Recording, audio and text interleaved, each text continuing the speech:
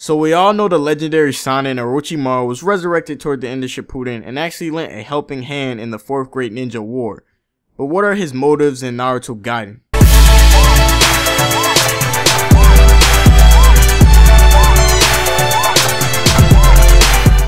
What's up guys, Anime Analyst here, and today we're going to be discussing all things Orochimaru in Naruto Gaiden.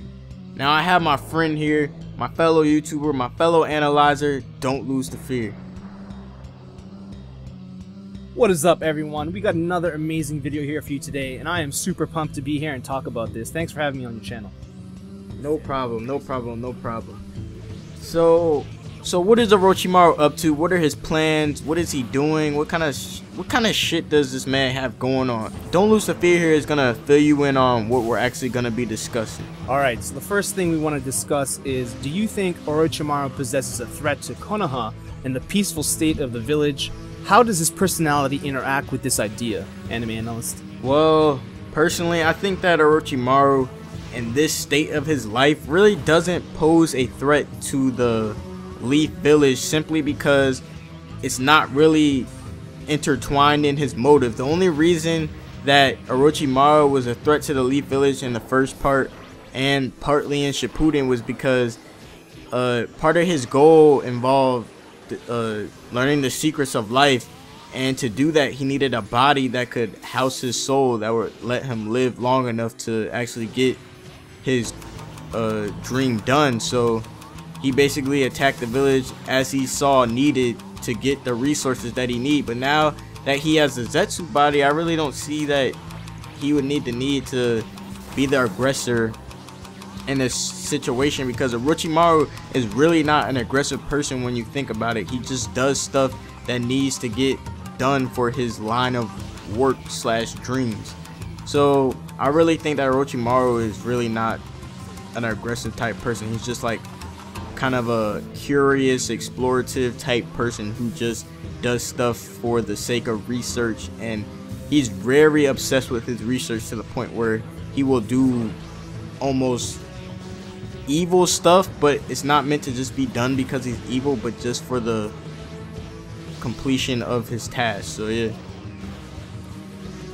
Alright, so basically you know, his life's work is to try to find out all the secrets of life, but before that it was like all the ninjutsu in the world. But I think that's his sort of bigger goal now, and I totally see what you're saying. You have really good points there. It makes sense. So for me though, for some reason there's just something in the pit of my stomach that, even though you have a lot of evidence in that direction, makes me feel the other way, which is you know, he's just done so many horrible things in the name of science, in the name of his goals, in the name of finding out these secrets of life, ninjutsu, whatever they are, you know, developing different forms of immortality, you know, transferring his soul to other containers, and now even living through his curse seals and all these other elements as well, because wherever there's a curse seal, some of his chakra remains, and he can kind of get extracted and live through there through a process. And I really feel that he symbolizes immortality, and that I feel like he has some sort of ulterior motives in terms of, for instance, the first time we really see him turn into this villain or this person who destroys things, even though you know, he has his motives, is that he doesn't get picked as Hokage. Minato does instead, and he really resents Sarutobi for that, and he doesn't want anything to do with the village anymore after that, and he basically plots the destruction of the village. That was a huge thing. And he gets caught, you know, researching on Anbu, killing all these people to do his experiments and to, you know, for his own personal betterment. And for me, there's this parallel sort of with like Nazi Germany in terms of Hitler and those sort of human experimentation camps.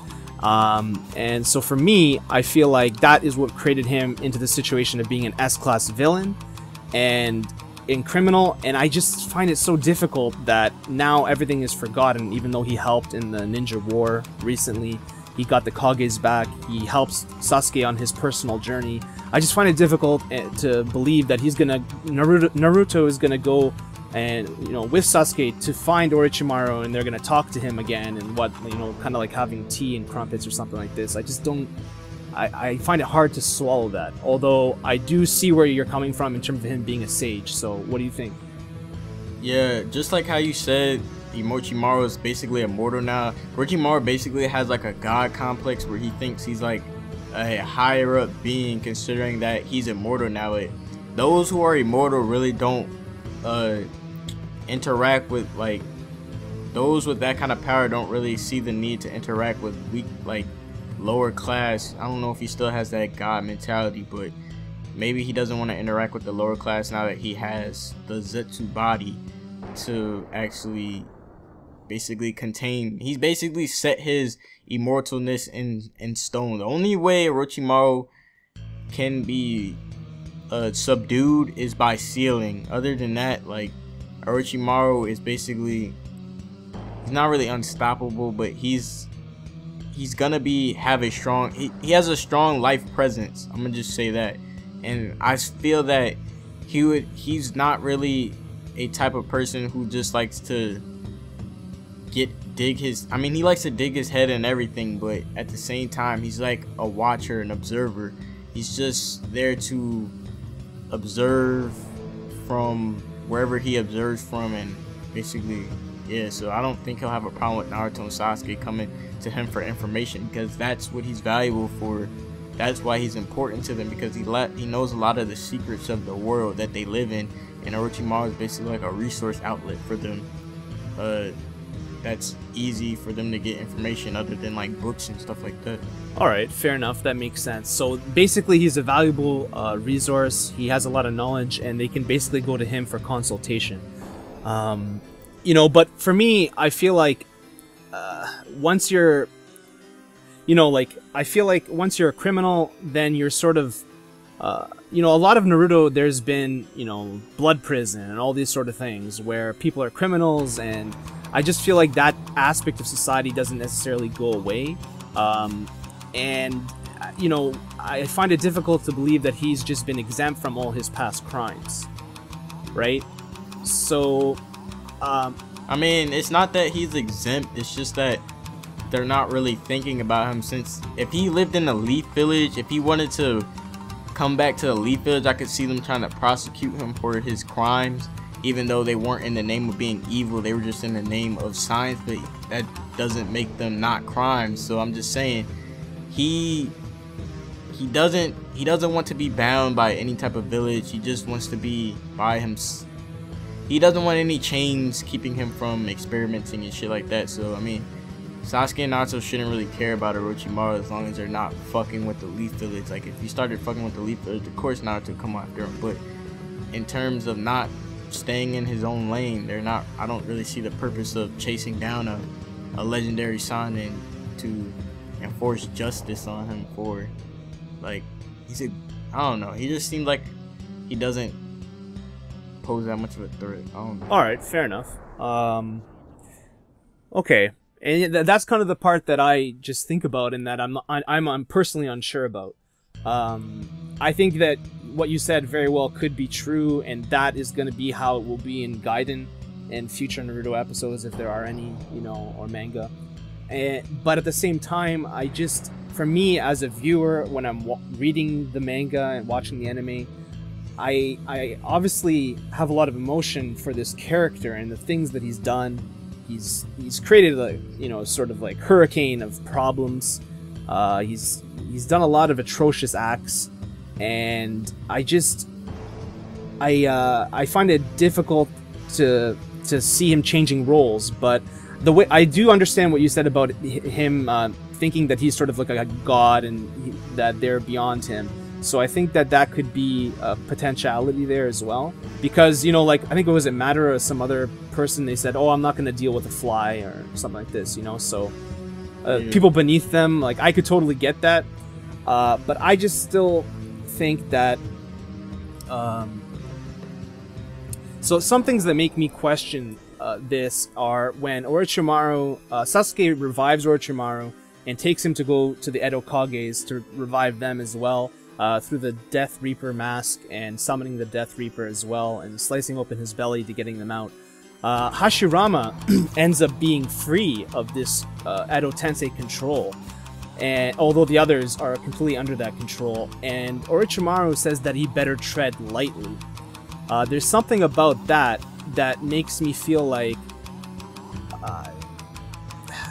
that his plans could be stopped in some capacity, or or that there might be something more to his overall character and goals, Orochimaru, basically, Orochimaru is, he's so successful in most of the things he does because he knows his own limitations. He steps out his boundaries, but only in times he thinks he can basically get the upper hand. Well, I know he's failed a couple times, like when he tried to take Sasuke, when he tried to take on his former master, but in terms of actually knowing his place, he knows that he can't do everything, but he's gonna try in some cases not. But that's what makes him a very unique character, because he's an opportunistic person. Just takes where the opportunity presents itself. And yeah, okay, I completely agree. He's opportunistic, and I love what you said about him knowing his weaknesses, more so perhaps than most other characters in the anime. But why do you think that he said that in that situation? Do you think that he was scared for his life? Like, do you think, like, I mean, what? The thing is, when he said he better tread lightly, I think he kind of meant that he not let he needed to be more kind of respectful. He needed to kind of conceal his own personality, because the Orochimaru would basically say whatever he wanted, say his own opinions. But when you have someone like that who can overtake, like, he could basically say whatever he wanted whenever he wanted if he knew that no one could stop him in that situation. But since Hashirama clearly could break Orochimaru's control, it's not like Orochimaru's gonna be reckless and talk his mind on that situation. So yeah. All right, that makes sense. That makes perfect sense. All right, I think that is pretty much all I have for that question there. Yeah. All right, so let's very quickly go on to Orochimaru's way of life in Naruto Gaiden, and like how it will compare it to that in Naruto and Naruto Shippuden. So in Naruto, the first series, Orochimaru was basically introduced as this destructive character that attacked the Leaf Village. We really got a permanent stamp on who Orochimaru was in the series, and he was just one of the main villains. But in Shippuden, we kind of got a toned down version of Orochimaru. We got to see how he was very much a curious person, experimenting all the time. We got to see an inside look at his life by seeing all his hideouts and stuff of that sort. We really got to see the nooks and crannies of Orochimaru's kind of mind, because you can basically get a good view of someone's personality / mind by seeing their work, which is basically his hideout. So we basically saw a good view of how he was due to his hideouts. So, yeah. Okay. All right, so for me, I totally get especially what you said about Orochimaru's perspective on why he wouldn't want to attack the Leaf Village and others. So I want to sort of turn that around and be like, well, based on everything that he's done, why wouldn't they go after him and neutralize him? Because he's a war criminal. He's someone who did all these sort of concentration camps and all that sort of stuff. So my biggest concern for all this is, how do they forgive him for all that sort of stuff? Because Itachi killed his whole clan, and he was branded a traitor. All those Akatsuki members are S-class criminals. Everyone hunted them down, even though they went off into seclusion, into their own thing. So that's just my sort of big thing to add to that. Yeah, I think that he would pretty much in Naruto Gaiden, considering that his character evolves each of the series, so he kind of tones down each series, because in Shippuden he was pretty chill. So in Gaiden, I think that he's just gonna be some basically sage type dude who's enlightened in the ways of the ninja world. Like, I think that he'd just be a valuable resource to them, and he experiments, he still experiments about stuff, and he's just a chill dude who can be used as an elder to look at for information.